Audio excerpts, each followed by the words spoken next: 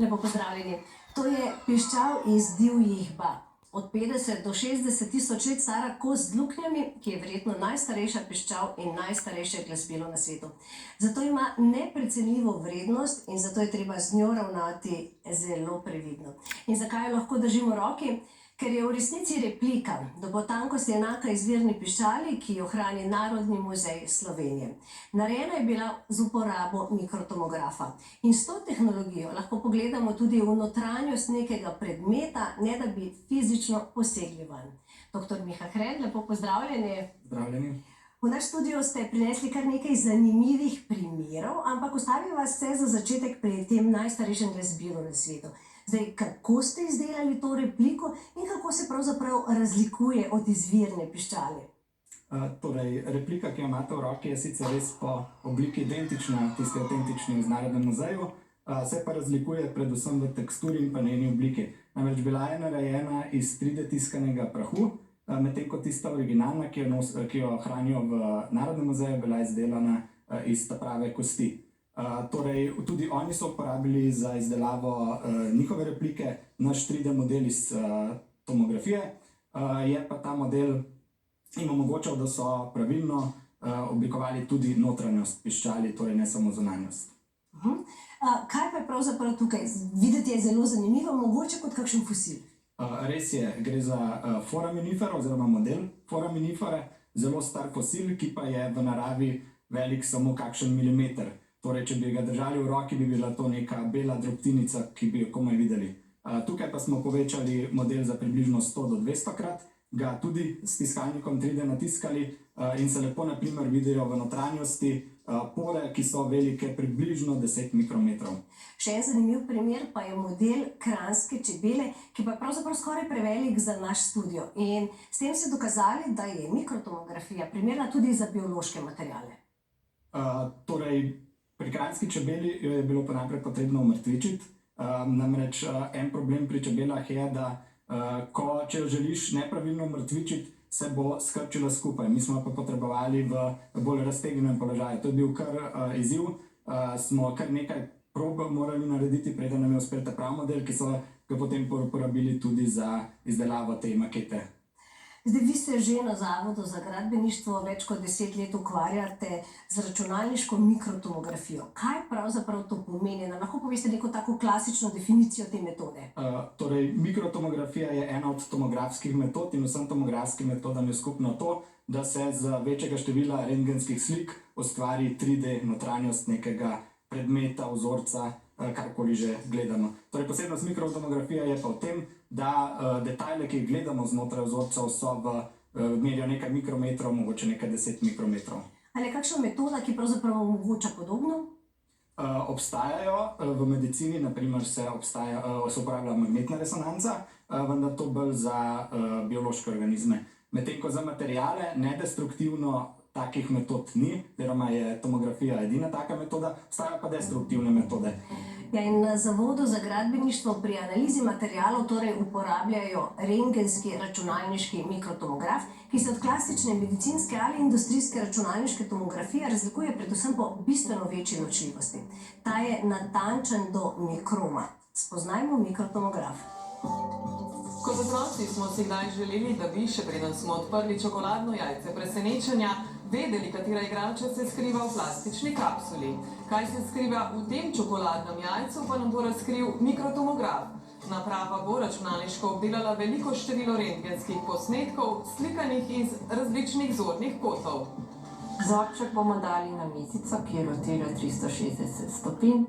Rentgenski žarki grejo skozi vzorec in se detektirajo na detektorju.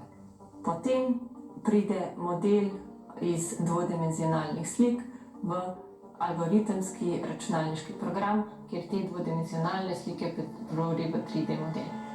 Serija rentgenskih posnetkov nastane na podlagi absorpcije rentgenskih žarkov, ki je odvisna od sestave vzorca. V našem primeru je to 20 gramov težko in okoli 7 cm veliko čokoladno jajce s plastično kapsulo na sredini in plastično igračko v njej. Zapleten računalniški algoritem iz množice slik naredi rekonstrukcijo posnetega jajca, s čimer dobimo njegovo celostno zgradbo. Nato sledita skeniranje in obdelava rentgenskih slik. Analiza je trajala 2 uri in na monitorju vidite prikaz našega rezultata. Vidimo 3D model, jajčke presenečenja z igračko v notranjosti, ki jo držim tudi v rokah. Glavna prednost mikrotomografa sta visoka ločljivost in možnost snemanja različno debelih, lahkih, krhkih ali gostih vzorcev. Govorimo o vzorcih pene, primeri so tudi različni biološki materiali, saj nam naprava omogoča energijo od 40 do 150 kV. Lahko pa snemamo tudi visoke vzorce do 12 cm ter zelo majhne vzorce, par milimetrov. Z napravo lahko skenirajo različne strukture in material, naprimer kamnine, cementni material, keramiko, kovine, polimere in les. Mikrotomografija pa je tehnologija, ki se uporablja tudi v gradbeništvu. In to je pravzaprav vaše področje. Zdaj, kaj vam lahko mikrotomograf pove, recimo o nekem vzorcu, neki kocki betona? Torej, beton, eden od naših primarnih materialov, s katerimi se ukvarjamo, je izjemno porozen in pa razpokan. Torej, mi mikrotomografijo uporabljamo, da karakteriziramo to poroznost in razpoke in potem to povežemo z dvema zelo pomembnima lastnostima betona, to sta trdnost in pa prepustnost. Poleg tega, naprimer, v betonu vgrajujemo tudi vlakna. Z podjetjem za analizo tomografskih posnetkov smo skupaj tudi razvili neko metodo za karakteriziranje teh vlaken. In še tretje področje, kjer beton karakteriziramo, torej je v kombinaciji z armaturo. Torej, ko je armatura vgrajena v betonu, je seveda na drug način, kot z mikrotomografijo ne moremo pogledati. Z mikrotomografijo pa pravzaprav gledate, analizirate tudi druge gradbene materiale, naprimer les ali kovino. Ampak to so materiali, ki se v gradbeništvu uporabljajo že leta. Kaj novega vam pravzaprav o njih lahko pove mikrotomograf? Torej, če začnem pri lesu, je zelo zanimiv material, ker je izjemno neheterogen, ima zelo organske strukture in pa tudi veliko nepravilnosti. In te nepravilnosti, odvisno kako so porazdeljene v prostoru, nam lahko zelo vplivajo na določene lastnosti lesa. Še ena področje, ki ga pač obravnavamo pri lesu, je njegova požarna odpornost. In sicer ga impregniramo in potem gledamo, kako so te impregnirani materiali porazdeljeni po prostoru in na podlagi tega določimo njegove požarne odpornosti. In to nam omogoča samo mikrotomografija. Pri kovinah pa naprimer se pogosto pojavljajo napake ali pa poroznosti pri vlivanju kovin. S temi napakami potem lahko povežemo, kje na katerem mestu bo naprimer pri kovini prišlo do porušitve pri obremenitvah. Zdaj, na vas se obračajo tudi različna industrijska podjetja, prinašajo vam izdelke, na katerih pravzaprav želijo odkriti določene napake. Zdaj, eden izmed takih primerov, ki ste ga vi pogledali, je bil ventil, kovinski ventil za gorivo, ki je bil zajet v požaru. Kaj ste iskali, kaj ste videli? Torej, industrija se pogosto k nam obrača, ko potrebujejo poiskanje nekih napak v materialu ali pa kako material odstopa od nekega modela. En tak primer je naprimer zamaški na plastenkah, kako se recimo nalegajo navoji. Kot ste pa že omenili ventil, ta je bil pa zelo zanimiv primer za to, ker je ventil, ki je bil zajet v požaru, je bil v bistvu v zelo slabem stanju. Niso ga smeli prerezati, niso ga smeli kakor posegati v njega, ugotoviti so pa morali, kam je bil obrnjen vtič, ki je v bistvu določal, iz katere smeri je teklo gorivo ob nastanku požara. Zato so prišli do nas, mi smo lahko to pogledali in smo potem v bistvu ugotovili točno, iz kje je prihajal bencin ob nastanku požara. Nekako smo že videli, kako zelo uporabna je mikrotomografija. To so res številna področja, geologija, avtomobilska industrija, farmacija, dentalna medicina. Je pa pravzaprav tudi ena izmed najboljših metod za arheologijo. Tudi arheologi velikokrat pridejo do vas in tukaj imamo pravzaprav tudi primer arheološke najdbe. Torej, gre za leseno puščico iz paleontolitskega obdobja. Arheologi pogosto pridejo k nam, ker je to idealna metoda za arheologijo, namreč nikako ne smejo posegati v vzorec, ne smejo ga poškodovati. Še nekaj primerov, ki so jih nam prinesli, so bili naprimer kipci faraonov ali pa ropotulice iz Dežmanovih kolišč. Pa so pravzaprav tudi kakšni materiali, kakšni vzorci, ki jih pa s to metodo ne morete zajeti. Ja, so. Naprimer težke kovine so en tak primer. Smo precej omejeni z energijo in pa z močjo naše naprave. Torej, ko dobimo od strank kakšne težje kovine, jih zelo težko preračimo. Prav tako so težki večji predmeti, debelejši predmeti, naprimer tudi če gre za aluminij ali pa jeklo, ki sta nekoliko lažji kovini. Vseeno, če gre za prevelike debeline, ga s našim tomografom ne moremo prežačiti, ne moremo pogledati v notranjost. Dr. Miha Hren, najlepša hvala za pogovor. Hvala vam. Pred skoraj 40 leti so v morju našli nemško električno napravo za šifriranje Enigmo, ki so jo uporabljali med drugo svetovno vojno za prenos zaupnih sporočil. Kaj vse se skriva v njeni notranjosti, so preučili z mikrotomografsko analizo. Skrivnostno šifrirno napravo Enigma je v 80-ih letih prejšnjega stoletja v razbitinah nemškega minolovca R-15 na dnu Jadranskega morja med Savudrijo in Umagom našel potapljač Zvone Kralj. Skoraj 40 let pozneje so strokovnjaki z mikrotomografom pogledali v notranjost naprave, natančneje v njene 4 rotorje. Ti so bistvenega pomena za šifriranje sporočil. Vsak ima na obeh straneh po 26 električnih spojev, po enega za vsako črko nemške abecede, ki so vsak posebej povezani med seboj. Ti rotorji so prišli k nam v zelo slabem stanju, saj so bili podvrženi več desetletij koroziji v morski vodi. Stanje teh rotorjev nam ni omogočilo, da bi te rotorje lahko razstavili, in tudi zaradi krhkosti teh korozijskih produktov na površini smo se probali izogibati uporabi adhezivnih sredstev ali lepil. Edina možnost, da so spoznali sestavo rotorjev Enigme, je tako bila mikrotomografija. Na podlagi 3D posnetka so rotorje naprave natisnili s 3D tiskalnikom. Ti rotorji izgledajo približno takole. Tukaj jih pa lahko vidimo v zelo poškodovanem stanju na tem sestavu, ki je na to ustavljen tukaj noter. Tukaj so tudi razbita tista okenca, ki nam na to omogočajo odčitavanje posameznih znakov. So pa ti rotorji takole zaporedno sestavljeni in ustavljeni v samo napravo. Najprej so na podlagi 3D posnetkov serijskih števil, ki so bile vtisnjene na rotorjih in skrite med posameznimi koluti, potrdili, da gre za šifrirno napravo Enigma M4, izdelano leta 1944, ki so jo med drugo svetovno vojno uporabljali na omenjeni vojaški ladji. Vidne so bile tudi poškodbe. Namreč znano je, da so imeli vojaki ukaze, da če gre kaj narobe, poskušajo take naprave uničiti. In tudi na tej Enigmi je vidna poškodba, ki je bila verjetno povzročena z udarcem s topim predmetom. In tudi v sami notranjosti je vidna zamaknjena os, kar kaže na poškodbo. Ugotovili so tudi, da je bila naprava sestavljena iz različnih materialov, kot so medenina, bakar in bakelit, to je zgodnja vrsta plastike. Ohišje pa je bilo izdelano iz jeklene pločevine.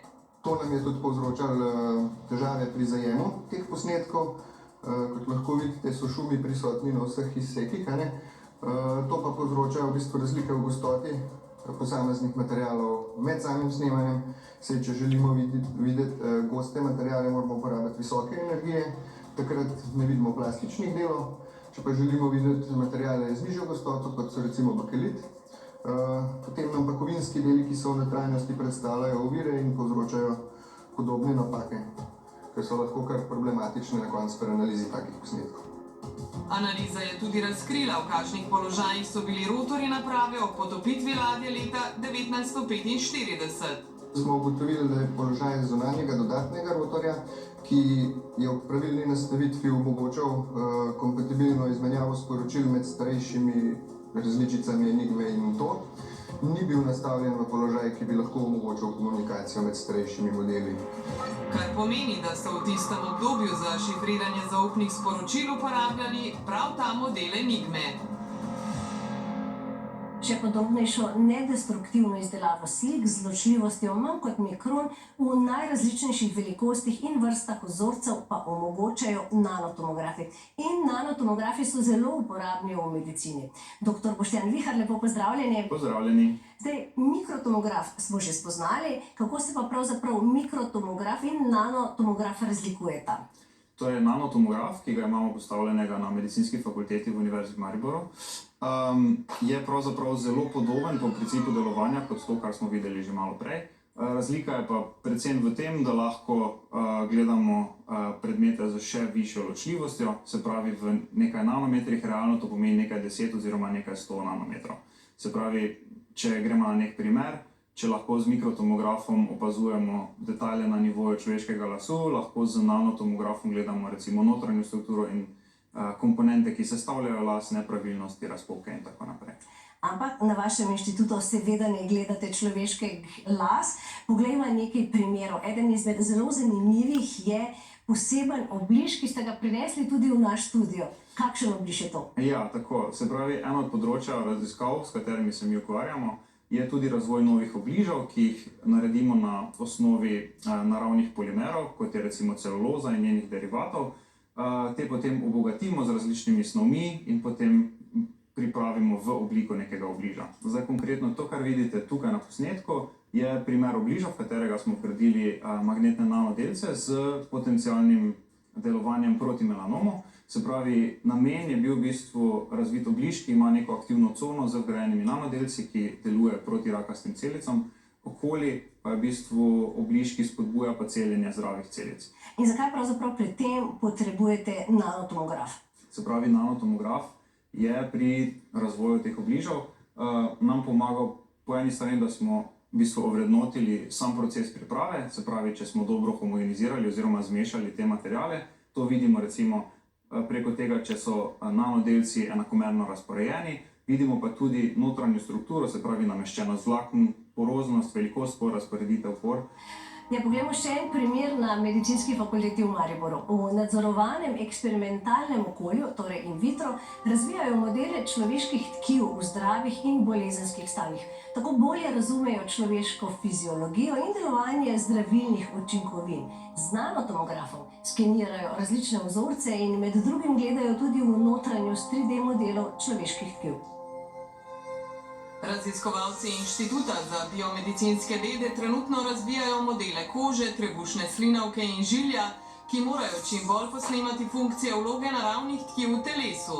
Najprej izberejo primerne celice, jih združijo s svojimi materiali in natisnejo s 3D tiskalnikom. To je model in vitro žilja, ki ga vgradijo v mikrofiziološki sistem. Gre za organ na čipu oziroma miniaturni bioreaktor, ki omogoča, da se v modelu izmenjujejo snovi in posredujejo zunanji dražljaji, zagotavlja pa tudi natančnejše spremljanje značilnosti modela od znotraj. Gre torej za več komponent, in sicer prva je ta mikrofiziološki sistem, ki je ta bolj rumenkasto obarvan del. V notranjosti imamo torej ta naš 3D natisnjen model, v katerem so ponavadi vgrajene celice, in tam ima tudi te kanalčke. Za vse in vitro modele je ključno, da zagotovijo primeren dotok hranil do vgrajenih celic in hkratni odtok odpadnih snovi. In to potem zagotovimo z različnimi priklopi na sam ta mikrofiziološki sistem in potem z cevkami, ki jih lahko poganjamo bodisi preko črpalke ali pa si včasih pomagamo kar z samo težnostjo, kot je recimo tukaj nastavljeno, da čez injekcije potem steče tekočina. Notranjost materialov in razporeditev različnih sestavnih delov preverjajo z nanotomografom. Pogledamo lahko recimo geometrijo in velikosti por, pa tudi samo poroznost. Sama tehnika torej omogoča med drugim tudi to, da lahko med posameznimi šaržami razumemo ponovljivost naših procesov. V napravo vstavijo vzorec modela žilja natisnenega s 3D tiskalnikom. Tako vidijo notranjost vzorca na mikro in celo nano ravni. Pri tem vzorca ne uničijo in lahko z istim opravljajo nadaljne analize. To je zdaj rekonstrukcija našega vzorca. Tu imamo seveda v vseh treh ravninah vzorec, pa tudi v 3D. Zdaj seveda vzorec je tu obarvan, kar ni naravna barva. Rentgenska svetloba nam namreč da črno, belo pa sivine vmes, a mi pa potem to umetno obarvamo, da si lažje predstavljamo določene strukture. Tu recimo zdaj vidimo, če pogledamo te tri projekcije, tu, kjer je temneje, to je votli del tega našega biovzorca. Če pa tu pogledamo, pa tudi vidimo, da v bistvu je to votli del vzorca, vse okrog pa je torej vzorec poln. Med drugim nam še pa nanotomografija pri samih modelih pomaga tudi pri tem, da lahko razumemo recimo ohranitev samih notranjih struktur v teh naših modelih, kot so recimo kanali, ki ponazarjajo žile, ali pa tudi recimo razporeditev in razvejanost teh kanalov, ki so seveda ključni za funkcionalnost naših modelov. Nanotomografija je pomembna tudi pri preverjanju stika med samim čipom in 3D natisnjenim ogrodjem tkivnega modela. Tako se model v čipu ne premika nenadzorovano oziroma se tekočine ne izlivajo tja, kamor se ne smejo. S tem bi se porušilo primerno dotakanje snovi do vseh delov modela, kar bi lahko v nekaterih delih vodilo do smrti celice. Obenem bi bili pogoji uporabe modela neponovljivi in zato neprimerni za simuliranje funkcionalnosti. Oddajo smo začeli z mikrotomografom in končali z nanotomografom. Kam pa gre razvoj? V še večjo ločljivost ali morda še kam drugam? Ja, torej področje rentgenske mikroskopije se še naprej razvija. Recimo na en način je to z razvojem novih materialov, ki bo omogočalo razvoj novih senzorjev, se pravi posnetke pri še večjih ločljivostih in pri nižjih energijah, kar je pomembno predvsem za neke organske materiale. In pa razvoj novih algoritmov, recimo umetna inteligenca, ki izboljšajo, se pravi, samo analizo in rekonstrukcijo teh posnetkov. To pomeni še boljši pogled tudi v naše telo. Tako. Dr. Boštjan Vihar, najlepša hvala za pogovor. Hvala. Računalniška mikrotomografija odpira neverjetne možnosti pri proučevanju širokega spektra materialov in predmetov. Razvoj je v polnem zamahu in teži k doseganju še večjih ločljivosti z nanotomografi. Vsekakor so bila in bodo s tem pomembnim orodjem še omogočena nova pomembna spoznanja v znanosti. Za vas pa imamo še tokrat kemijsko uganko. Miha, pozdravljam. Živijo, Renata. Danes bova govorila o kovinah prve skupine periodnega sistema. V vodo bom dodal nekaj kapljic indikatorja fenolftaleina. In nato v njo košček natrija. Natrij je ena izmed kovin prve skupine periodnega sistema in dovolj mehka, da jo lahko režemo z nožem. V vodo dam košček natrija, prosim, da si nadeneš očala zaradi varnosti.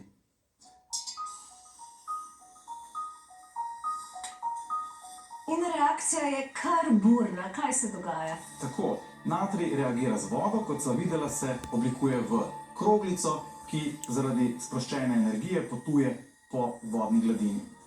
Pri reakciji nastaja tudi plinast vodik, raztopina pa, kot vidiš, se obarva značilno vijoličasto, kar je dokaz, da nastane baza. Odlično, kaj pa bo današnja uganka? Zanima me, kaj predvidevaš, da se bo zgodilo, ko bom v vodo dal košček kalija. Rekla bi, da bo prav tako burna reakcija, kako burna, Miha, pa si ogleda. Ja, pravilno razmišljanje.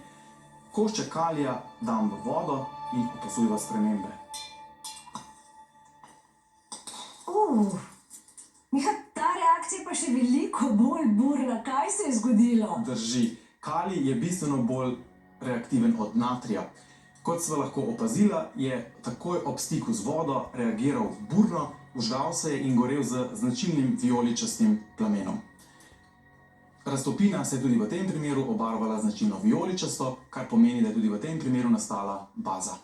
Pravzaprav smo se danes naučili, da so vse kovine v prvi skupini periodnega sistema zelo reaktivne. Če bi izvedla poskus še z litijem in rubidijem, bi ugotovila in boljše potrdila, da reaktivnost teh kovin po skupini navzdol narašča. Hvala lepa za uganko. Z veseljem. Hvala pa tudi vam, da ste bili z nami. Veseli vas bomo tudi prihodnji teden. Ne pozabite, v sredo bomo na naši Facebook strani objavili novo uganko, v četrtek pa bo na sporedu nova oddaja. Nasvidenje. Zadnjih 124 let na 10.000 ameriških prostovoljcev vsako leto v božičnem času šteje ptice. To je